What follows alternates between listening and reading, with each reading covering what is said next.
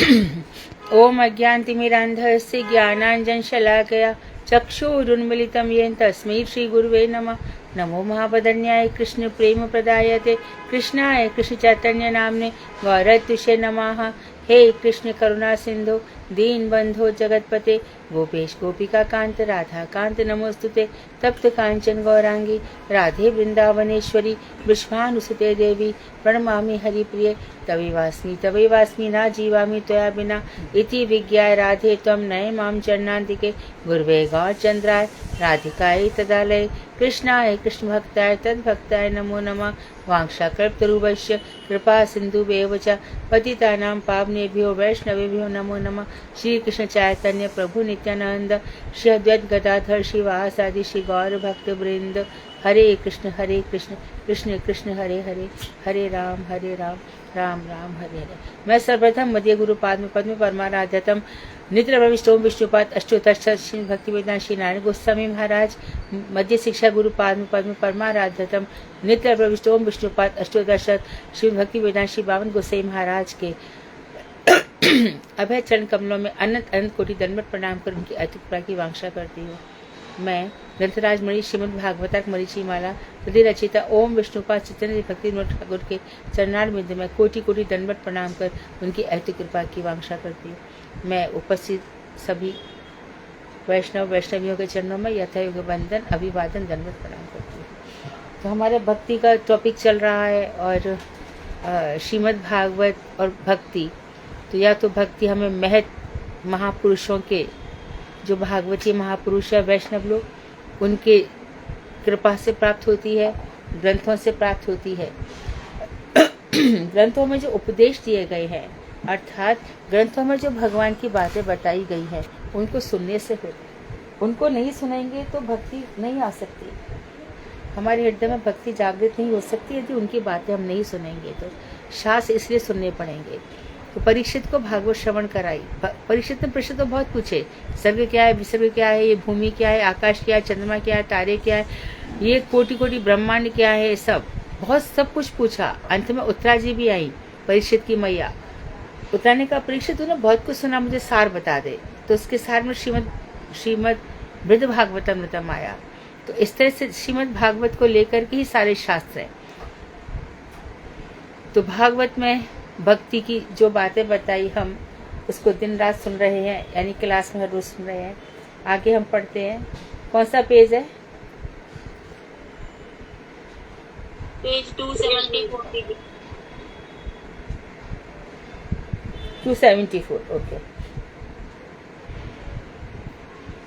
और श्लोक number 274 page number श्लोक नंबर 23 ओके। हरे कृष्ण।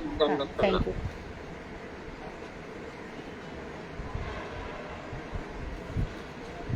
तो यहाँ पर कह रहे हैं असत गुरु मात्र का ही त्याग कर देना चाहिए। गुरु, अच्छे गुरु का जीवन होना बहुत आवश्यक है। जिस गुरु के आने से हमारी भक्ति नहीं बढ़ रही है उसका तुरंत त्याग कर देना चाहिए। असत, जिसके आने से हमारे जीवन में भक्ति नहीं बढ़ रही, ऐसे सब गुरु असत है। इनके अंदर असत तृष्णाएं रहती हैं, असत भोग लालसाएं रहती हैं और दैहिक रूप में ही ये लोग जीते हैं। देह के आत्मा का भगवान से संबंध है सब वो बता भी नहीं पाते। बस शिष्य कैसे खुश हो जाए, आपको शंकर चाहिए, आपको गणेश जी चाहिए, आपको कौन से चाहिए, कभी भी कोई तत्व की बात नहीं बताते। तो ऐसे गुरुओं का सर्वथा ही त्याग कर देना चाहिए। इस विषय में भगवान ऋषभदेव श्रीमद् भागवत के पंचम स्कंध के 5वें अध्याय के 18वें श्लोक में कह रहे हैं गुरु न स्यात् सजनो न सा स्यात् पिता न स्यात् जननी न सा स्यात् देवं न तस्यात् न पतिश्च स्यात् न मोचयेद्या समुपेत मृत्युम। जो समुपस्थित सामने आई हुई मृत्यु से मुक्त करने में समर्थ ना हो सके वह गुरु नहीं है। सामने मौत आ रही है ना। कभी कभी तो ऐसी मौत होती है कि हमें इंतजार करना होता है। डॉक्टर ने कह दिया अब घर ले जाओ, अब हमारे हाथ में कुछ भी नहीं है।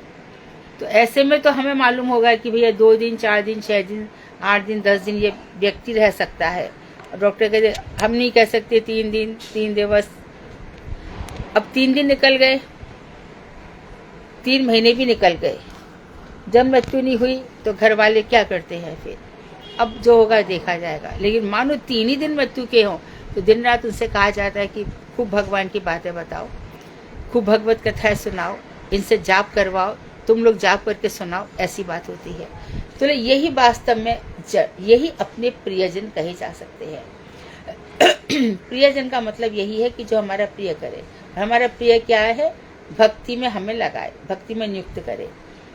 तो यहाँ पर बता रहे हैं जो समुपस्थित सामने आई मृत्यु से मुक्त कराने में समर्थ ना हो सके, ना तो वह गुरु है, ना वह स्वजन है, ना वो पिता है, ना वो माता है, ना वो देवता है, और ना ही वो पति पद वाच्य, हो नहीं सकते।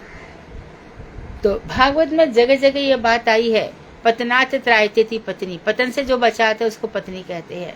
और पति कौन है? भर्ता। कैसा है? उसके सभी प्रकार के। पत्नी तो वो धर्म पत्नी होती है, धर्म के काम के लिए पत्नी होती है। धर्म क्या है? सा वे पुंसाम परो धर्मो यतो भक्ति रदोक्षजे।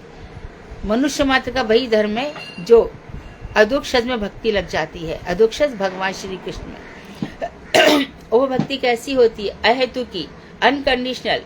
देखो भक्ति वहां टूट जाएगी जैसे हमने भगवान से कुछ प्रार्थना करी और भगवान ने हमारी प्रार्थना नहीं सुनी।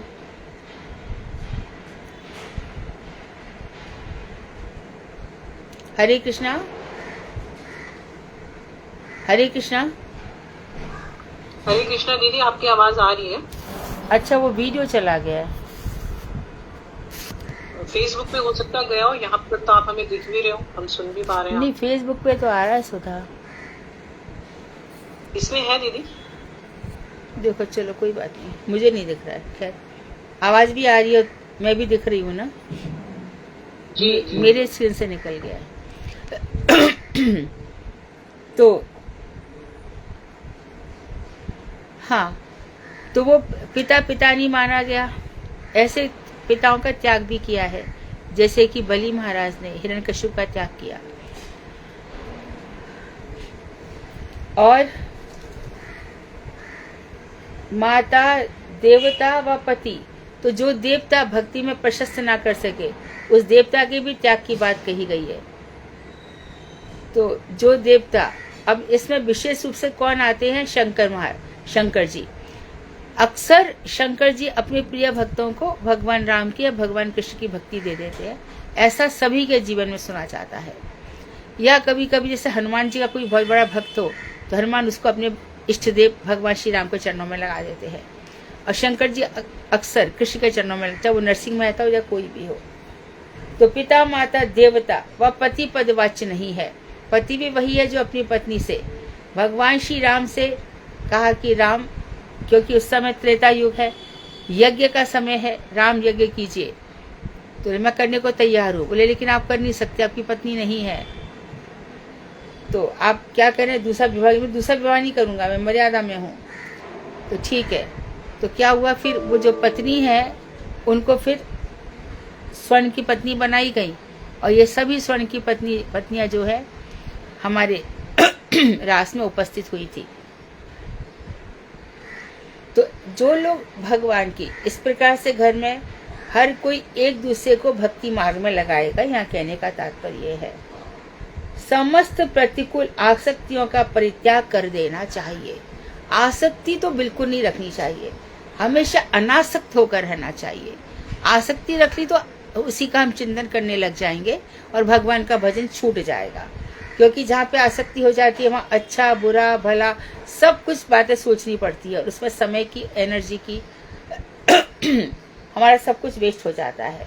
तो आसक्ति रखने से लाभ तो कुछ नहीं मिलता, कुछ भी लाभ नहीं मिलता। कभी कभी तो ऐसी भी आसक्ति हो जाती है कि सामने हमारा इतना बुरा कर रहा है तो भी हम उसमें इतने आसक्त हो गए कि हमें अपना बुरा दिखाई भी नहीं दे रहा।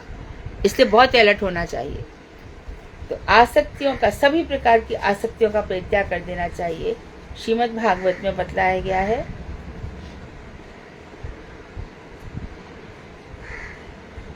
भगवान श्री कृष्ण उद्धव जी से कह रहे हैं 31 स्कंद के 28वें अध्याय में, तथापि संगः परिवर्जनीयो गुणेषु माया रचितेषु तावत् मद्भक्ति योगेन दृढ़ेन यावत् रजो निरस्येत मना कषाय। भगवान कह रहे हैं माया रचित समस्त गुणों और उन गुणों के परिणाम से उत्पन्न विषयों में जो आसक्ति है वह अवश्य ही वर्जनीय है। माया रचित समस्त गुण, माया से रचित जितने भी गुण हैं, है ना, इसमें सब माया रचित, यानी कि देखो सत्यम परम धीमहि, एक सत्य वो है, एक वो, अरे वो तो बहुत सत्य बोलते हैं, इसमें बहुत अंतर है, जमीन आसमान का अंतर है।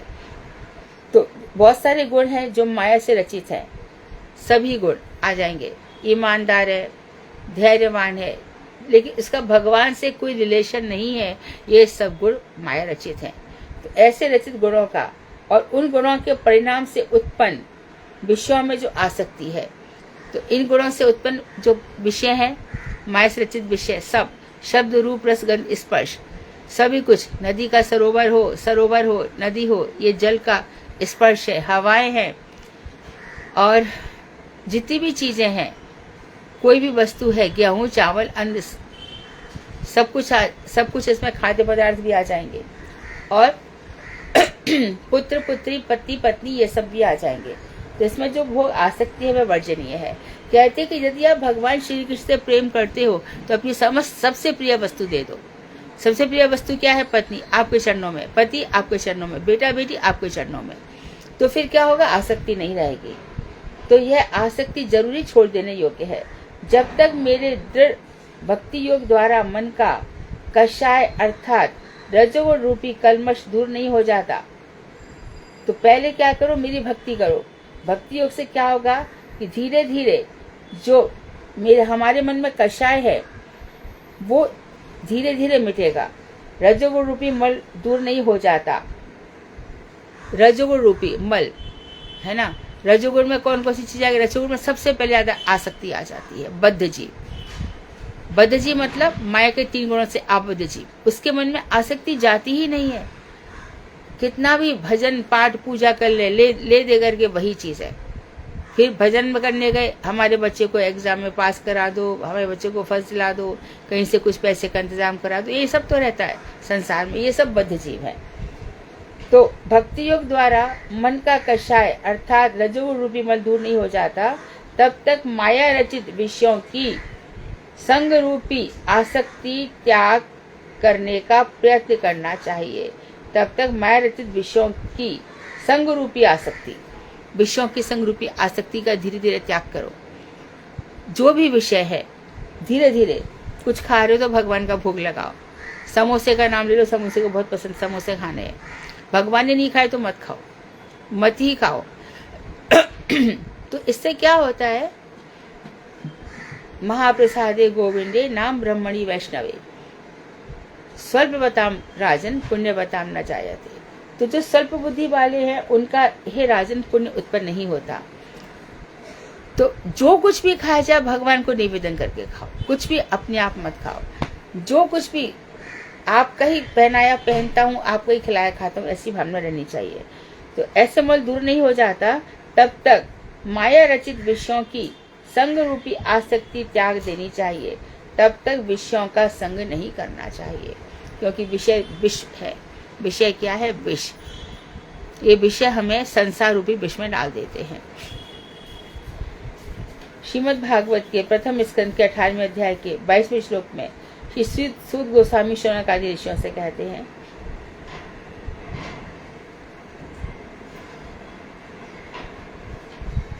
यत्रानुरक्तः ससैव धीरा व्यपोह देवादिषु संगमूढ़म् व्रजन्ति तत्पारमहंस्यमनन्त्यम् यद्मिन्न हिंसोप क्षमा स्वधर्मः।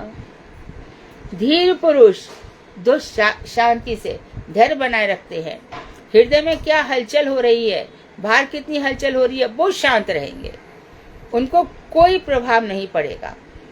तो धीर पुरुष श्री कृष्ण भक्ति में अनुरक्त होकर सहसा देह आदि के प्रति रहने वाली प्रबल आसक्ति का परित्याग करके, तो क्या क्या बताया, जो धीर पुरुष है, जो भगवान श्री कृष्ण में लगे हुए हैं, ऐसे अनुरक्त होकर वो क्या करते हैं, देह आदि का जितना भी अभिमान है, जो आसक्ति है, जो प्रबल आसक्ति है, शरीर, देह और दैहिक, मेरी बेटी, मेरा बेटा, ये आसक्ति छूटती नहीं है, बहुत मुश्किल से छूटती है, छूट जाए तो भाग्य। तो प्रबल आसक्ति का परित्याग करने के लिए आश्रम में हिंसा और आसक्ति आदि से रहित परम भक्ति रूपी स्वाभाविक धर्म है।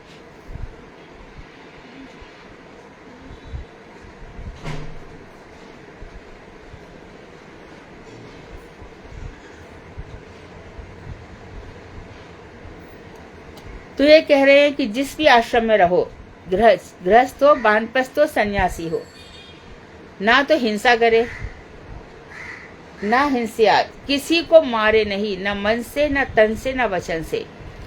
अरे देखो, कोई कुछ भी करे, हमारा क्या, कोई वहां गया है, हमारा क्या, किसी के यहाँ पे गाड़ी आई है, हमारा क्या, कुछ भी प्रभावित नहीं होना चाहिए। जाने किसके, कभी किसी का अच्छा होता है, कभी किसी का आज अच्छा है तो हमारा आज बुरा है, आज हमारा अच्छा है तो कल किसी का बुरा होगा, ये सब सृष्टि में चलते रहते हैं। तो हिंसा, आसक्ति, इन सब को छोड़ देना चाहिए। और पराभक्ति रूपी स्वाभाविक धर्म है, सभी आश्रमों की चरम सीमा स्वरूप उस पारमहंस पद को प्राप्त करते हैं। तो सभी आश्रमों की चरम सीमा स्वरूप तो पराभक्ति रूपी, अर्थात आसक्ति छोड़ के क्या करना है, भगवान की पराभक्ति करनी है। और ये पराभक्ति क्या है, मनुष्य का अनादिकाल से स्वाभाविक धर्म है, लेकिन माया के चक्कर में पड़कर हम इस स्वाभाविक धर्म को भूल गए हैं, भूल जाते हैं।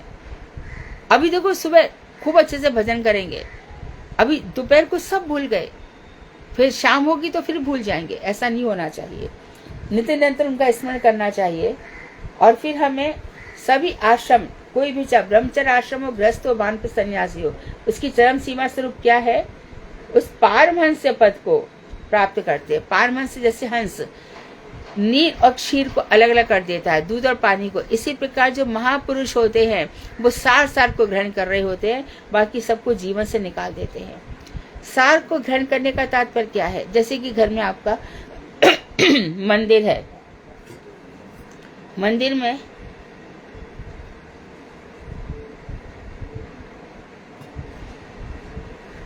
वृंदावन गए, वृंदावन से बहुत सारी पूजा की सामग्री ले आए, खरीदने का मन हो रहा था, कुछ तो खरीदा, चलो ले आए, लेकर के घर में पुरानी निकाली नहीं और रखते गए। इसी प्रकार से घर में यहाँ वहां से किसी ने भी बाटे बर्तन ले आए, चाहे वो बर्तन हमारे काम के ना हो, टीन के बर्तन, एकदम पतली टीन के, वो तो किसी के काम नहीं आते, फिर भी भर लाए। तो जहां पे जरूरत नहीं है, तो उन आश्रमों की चरम सीमा क्या है, त्याग। तो पारमहंस से क्या है, त्याग करते जाते हैं। तो देखते घर वेल ऑर्गेनाइज्ड है, वेल सेटल्ड घर है, अच्छा है। और कोई कोई घर में इतना पुराना सामान मिल जाता है, तो भक्ति ही, तो जो भक्ति करेगा वो इन सब चीजों को तो अच्छे से जानता है।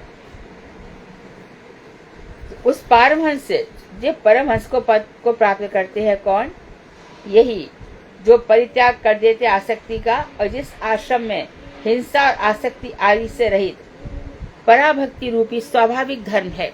तो एक भी चीज और ध्यान से समझ लें, आत्मा को जो धर्म है वो भक्ति ही है। मनुष्य कितना भी रो ले, पीट ले, परिस्थिति कैसी हो, लेकिन आराम तो भक्ति से ही मिलता है। मिलता है सच्चा सुख भगवान तुम्हारे चरणों में, उनके चरणों, और उनके चरणों के अलावा कोई सुख। और जब उनके चरणों में भक्ति हो जाती है ना, फिर देर नहीं लगती, क्योंकि अभी तक तुम्हारे बहुत प्रारब्ध बचे हैं ना, वो कटने पड़ेंगे। वो कोई ना कोई तो काटने आएगा, वो हमसे ऐसी बातें कहेगा जिससे प्रारब्ध कटेंगे। श्रीमद् भागवत के द्वितीय स्कंध के पहले श्लोक के 15 में श्री सुखदेव गोस्वामी राजा परीक्षित से कहते हैं बहुत सुंदर बोले, अंत काले तु पुरुष आगते गत साधवसाः छिन्दाद्य संग शस्त्रेण स्पृहां देवे देहेनु ये चातम। अंत काल उपस्थित होने पर, जब हमारी मृत्यु उपस्थित हो जाती है, तब व्यक्ति को अनासक्ति रूपी अस्त्र के द्वारा अपनी देह और देह के अनुकूल पुत्र, कलत्र मतलब पत्नी आदि की स्पृहा का छेदन कर देना चाहिए। जब अंतकाल उपस्थित हो जाए तो उस समय कुल्हाड़ी लेकर के बैठ जाए, और ऐसे व्यक्ति को क्या करना चाहिए, अस्त्र, अनुगत रूपी अस्त्र के द्वारा, अनुगत्य के द्वारा अपनी देह और देह के अनुगत पुत्र पत्नी आदि की स्पृहा का त्याग। अरे मेरा बेटा मेरे मरने के बाद क्या होगा, अरे मेरी पत्नी का क्या होगा, ऐसा विचार मत करो। अनन्या चिंतयन्तो माम ये जना परिउपासते तेषां नित्याभियुक्तानां योगक्षेम वहाम्यहम्। जो अनन्य भाव से ऐसे लोगों का मैं योगक्षेम वहन करता हूँ, जो अन्य किसी देवता की शरण नहीं लेते, ऐसे सभी लोग, इनका योगक्षेम मैं वहन करता हूँ। तो ऐसे व्यक्ति को अनासक्ति रूपी अस्त्र, तो हमारे पास कौन सा अस्त्र है, अनासक्त है किसी से। अच्छा, देश का वीर जाता है, कितने लोग से अनासक्त होकर जाता है। मानो सीमा पर कोई अकेला दुश्मन का लड़का दुश्मन मिल गया, तो हमारा वीर क्या करेगा, उसको पकड़ लाएगा। तो उसके पास न दौड़ने के लिए रास्ता, न सहने के लिए, और न ये, तो उसके पास रास्ता ही क्या रह जाएगा। तो इस प्रकार से तो अनुगत पुत्र कलत आदि की स्पृहा का त्याग कर देना चाहिए, उनकी इच्छाएं नहीं रखनी चाहिए। ये मालूम है, पत्नी पत्नी जो करते ना, पुत्र पुत्र, उन्हीं के हजारों जन्म होते हैं। ये मेरी पत्नी है, ये मेरे करवा चौथ करती है, मेरे सकट चौथ करती है, संकष्टी करती है, और उस पत्नी को थोड़े बहुत वो दे दिए और पत्नी और खुश हो गई, और फिर पता चला कि अंदर अंदर कुछ और चल रहा है, बाहर बाहर कुछ और चल रहा है। तो अच्छा, और गुरुजी के कल के लेक्चर में था कि आपको अपनी पत्नी सबसे प्रिय है, तो भगवान कहते अपनी सबसे प्रिय चीज मेरे को दे दो, पत्नी को दे दो। तो भगवान को देने से क्या मतलब है, पत्नी के प्रति आदर भाव कि भगवान की जगह इसने ले रखी है। और ऐसी पत्नियां भी घर संसार अच्छे से चलाती है, और भजन करती भी है और करवाती भी है। श्रीमद् भागवत के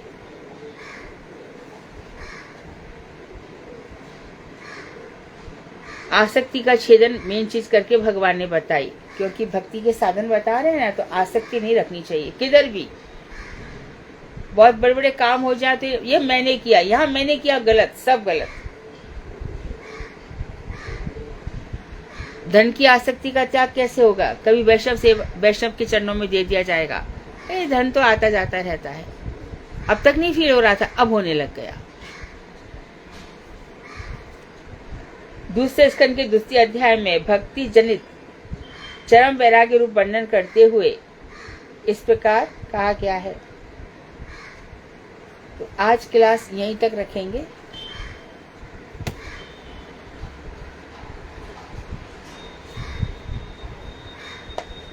कोई प्रश्न तो पूछे, नहीं तो श्रीमद् भागवत पढ़े।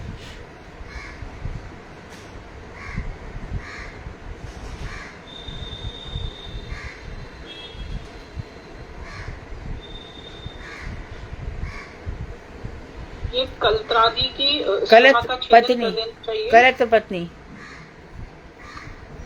कलत्रादि पत्नी।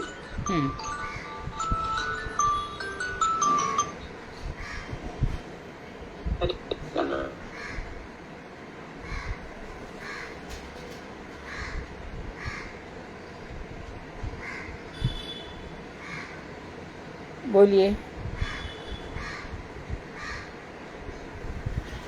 सुधा श्रीमद् भागवत, कोई प्रश्न नहीं है तो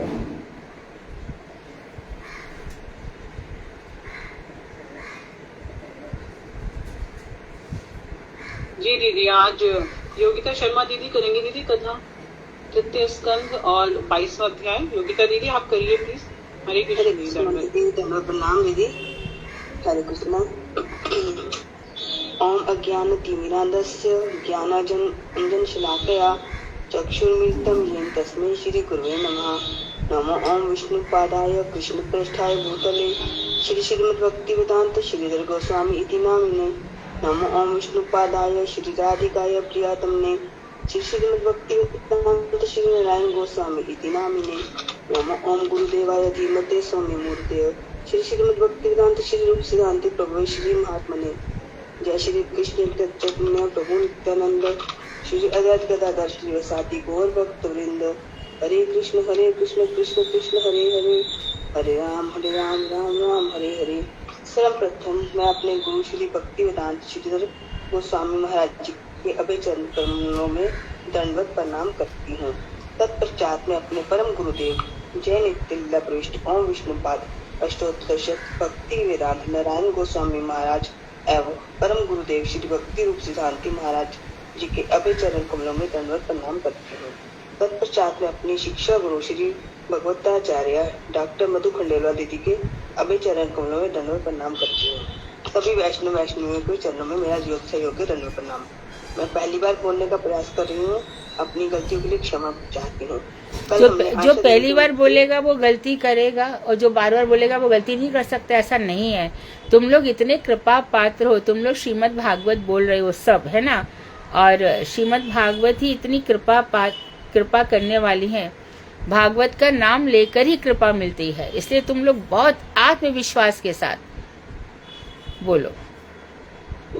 कल हमने आशा दीदी के मुख से सुना कि स्वयंभू मनु के 2 पुत्र प्रियव्रत और उत्तानपाद और 3 पुत्रियां अकुति, प्रसूति और देवहूति ठीक है।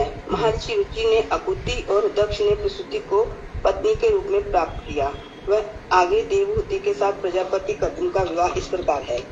श्री मैत्रेय जी ने कहा, हे विदुर, महर्षि कर्दम ने इस प्रकार मनु के समस्त गुणों की प्रशंसा की। सम्राट मनु अपनी प्रशंसा को सुनकर लज्जित हो गए। निर्वर्ती धर्मपरायण कर्दम ऋषि से कहने लगे, ब्रह्मा ने वैदिक ज्ञान के विस्तार की अभिलाषा से आराधना की। योग से संपन्न विषयों से अनासक्त आप जैसे ब्राह्मणों की अपने विराट मुख द्वारा सृष्टि की। ब्राह्मणों की रक्षा के लिए अपनी 1000 भुजाओं से हम क्षत्रियों की सृष्टि की। ब्राह्मणों को ब्रह्मा का उन विराट पुरुष का हृदय और क्षत्रियों को उनकी भुजा कहा जाता है।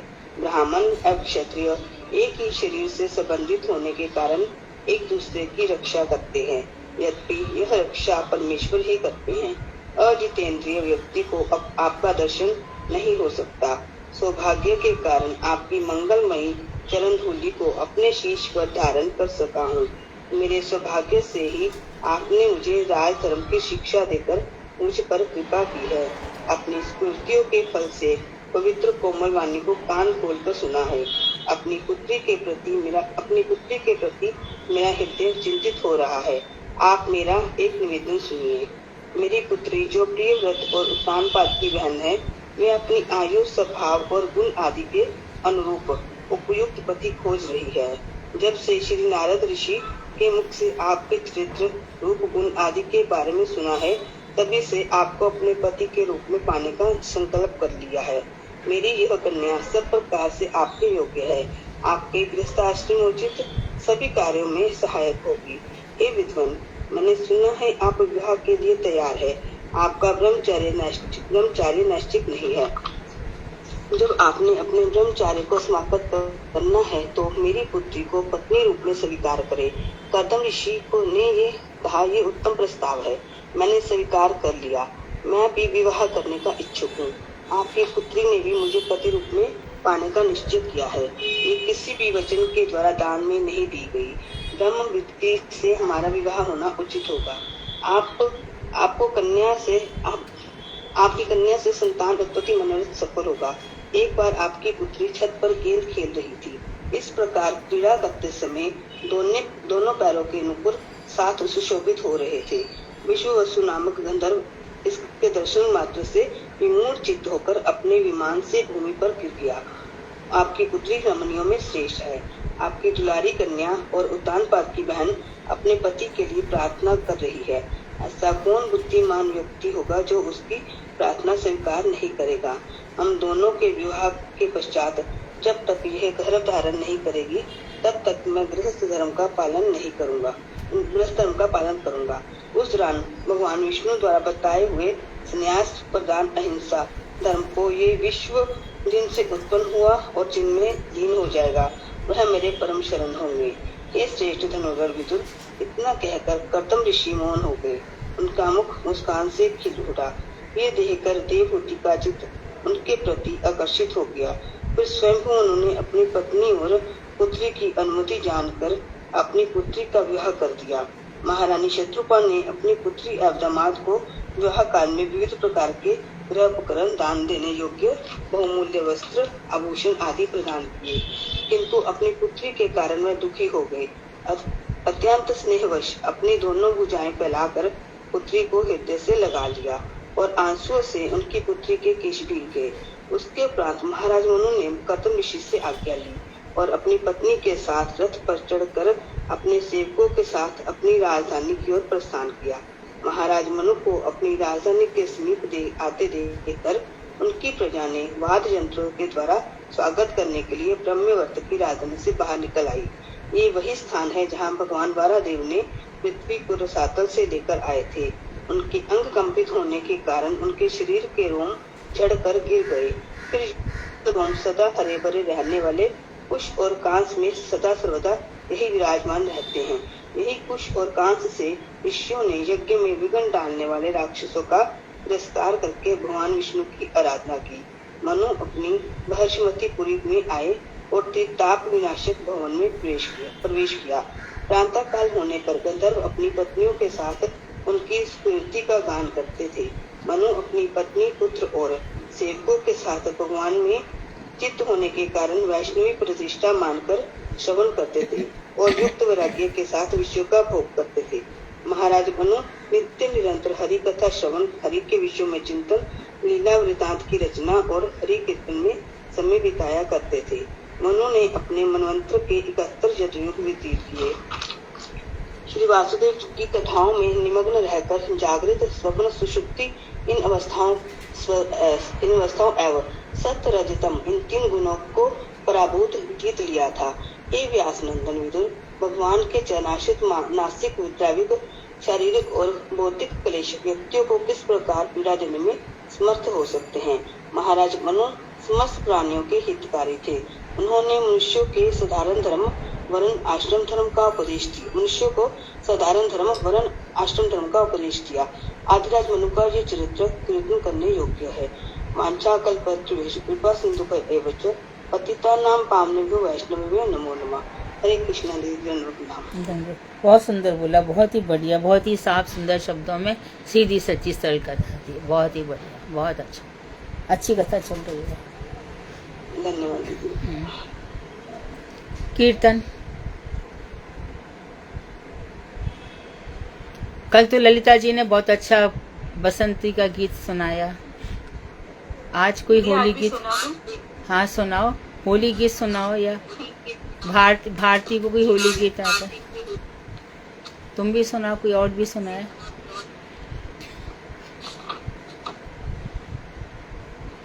हरि हराय नमः कृष्ण यादवाय नमः, यादवाय माधवाय केशवाय नमः। हरि हराय नमः कृष्ण यादवाय नमः, यादवाय माधवाय केशवाय नमः।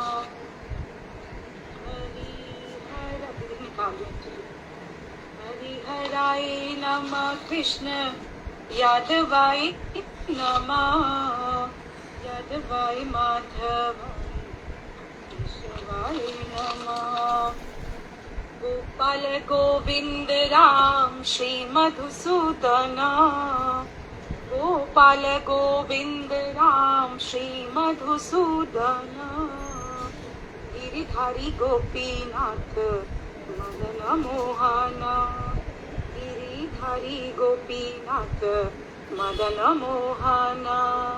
श्री चैतन्य नित्यानंद श्री अद्वैत सीता, श्री चैतन्य नित्यानंद श्री अद्वैत सीता हरि गुरु वैष्णव भगवत गीता श्री रूप श्री सनातन भट्ट रघुनाथ श्री रूप श्री सनातन भट्ट रघुनाथ श्री जीव गोपाल भट्ट दास रघुनाथ हरिहराय नमः कृष्ण यादवाय नमः यादवाय माधवाय केशवाय नमः इच्छै गोसाईर करी चरण बंदन इच्छै गोसाईर करी चरण बंदन जहाँ है ते विघ्नाश अभिष्ट पुराण इच्छै गोसाईर यार मोई तार दास इच्छै गोसाईर यार मोई तार दास तास बार पद रेणु मोर पंचग्रास तादिर चरण सेवी भक्त सनेवास तादिर चरण सेवी भक्त सनेवास जनमे जनमे हरि अभिलाष हरिहराय नमः कृष्ण यादवाय नमः यादवाय माधवाय केशवाय नमः इच्छै गोसाईर जबे ब्रजे कैलावास इच्छै गोसाईर जबे ब्रजे कैलावास राधा कृष्ण नित्य लीला करिला प्रकाश राधा कृष्ण नित्य लीला करिला प्रकाश आनंदे बल हरि भज वृंदावन आनंदे बल हरि भज वृंदावन श्री गुरु वैष्णव पदे मजई अमन श्री गुरु वैष्णव पाद पद्म करी आस श्री गुरु वैष्णव पाद पद्म करी आश नाम संकीर्तन कहे नरोत्तम दास नाम संकीर्तन कहे नरोत्तम दास हरिहराय नमः कृष्ण यादवाय नमः यादवाय माधवाय केशवाय नमः। दीदी मैं हरे कृष्णा दीदी मैं एक होली का भजन बोलूं दीदी? गा दो ठीक है।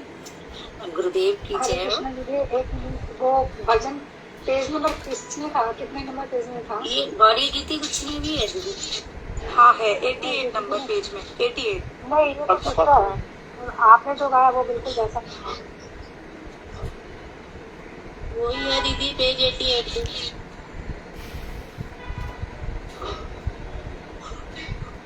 गाँव मोहिनी वही है, ये शाम में जब आरती होती ना तो दूसरा कीर्तन यही तो परिक्रमा के हाँ यही तुलसी आरती, हाँ परिक्रमा, तुलसी आरती के बाद परिक्रमा में यही हरिहराय नमः कृष्ण यादवाय नमः यादवाय माधवाय केशवाय नमः गोपाल गोविंद राम श्री मधुसूदन गिरधारी गोपीनाथ मदन मोहन। गाँव मोहिनी दीदी का पूर्ण रूपता था, वैसे हर मठ में जाते हैं, हम लोग भी करते हैं सवेरे। हाँ हरे कृष्णा दंडवत प्रणाम दीदी। हमने यही वाला सुना है दीदी जैसे आप गा रहे हो उसी लैब पे सुना है, ललिता दीदी वाली लैब पे नहीं सुना। हाँ वो बिल्कुल ही अलग लग रहा था। हाँ अब गाइए मोहिनी दीदी, होली का कौन सा गाया भजन? हाँ दीदी सुना रही हूँ। दीदी दंडवत नाम और गुरुदेव की जय हो। होली खेलने आयो शाम आज आए रंग में भोरोरी होली खेलने आयो शाम आज आए रंग में भोरोरी रंग रंग में बोरोरी, आज आए रंग में बोरोरी, होली खेलने आयो शाम, आज आए रंग में बोरोरी। कोरे कोरे कलश मंगाओ में केसर घोरोरी, कोरे कोरे कलश मंगाओ में केसर घोरोरी, मुख पे केसर मलो करो कारी से गोरोरी, होली खेलने आयो शाम, आज आए रंग में बोरोरी। लोक लाज कुल की मर्यादा फागुन में तोड़ोरी, लोक लाज कुल की मर्यादा फागुन में तोड़ोरी। हाथ जोड़ के करे ये विनती तब ही छोड़ोरी, होली खेलने आयो शाम, आज आए रंग में बोरोरी। सब सखियां जुट मिल के आए आंगन में घेरोरी, सब सखियां जुड़ मिल के आए आंगन में घेरोरी। रतन जड़ित पिचकारी जाके सन्मुख छोड़ोरी, हाँ हाँ रतन जड़ित पिचकारी जाके सन्मुख छोड़ोरी, होली खेलने आयो शाम, आज आए रंग में बोरोरी।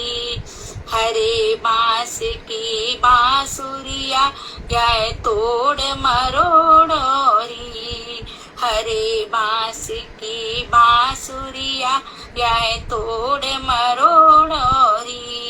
चंद्र सखियों कहे आज बन आयो भोरोरी, हाँ हाँ चंद्र सखियों कहे आज बन आयो भोरोरी, होली खेलन आयो शाम, आज आए रंग में बोरोरी, होली खेलन आयो शाम, आज आए रंग में बोरोरी।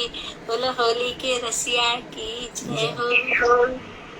ठीक है, फिर कल मिलते हैं। वांछाकल्पतरुवश्य कृपा सिंधुभ्यो च पतितानां पावनेभ्यो वैष्णवेभ्यो नमः। धन्यवाद।